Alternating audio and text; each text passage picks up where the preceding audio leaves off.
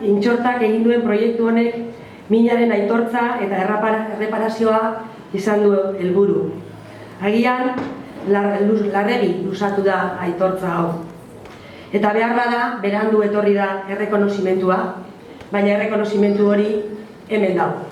Memoria justu bat eta konpartitu bat elkarbanatu behar dugu, eta batez ere, hurrengo belaunaldiei esan zein importantia izan da zuen historia eta zein importantia da belaunaldi horreitan oinarritzea gaur egun eta esposizio horretan esaten dana.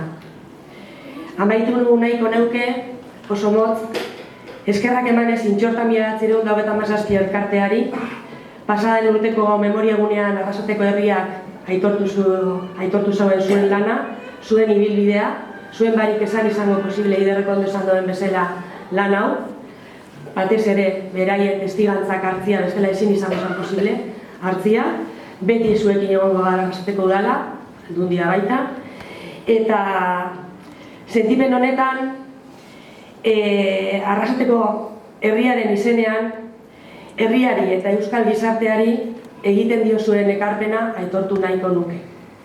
Egia da, momentu belikoa bizitzen ari garela munduan, ez da lehenengo aldia, azkenengo urtietan bai Sirian, Saharan, baina batez ere Gazan gertatzen ari dana azaleratu nahiko nuke, zenbat ume eta ume mugiarazten ari dira, zenbat familia, zenbat pertsona, eta gureko neuke Arrasateko herritxik elkartasuna bidaltzia hemen momentu honetan Gazako herriari eta Palestinari.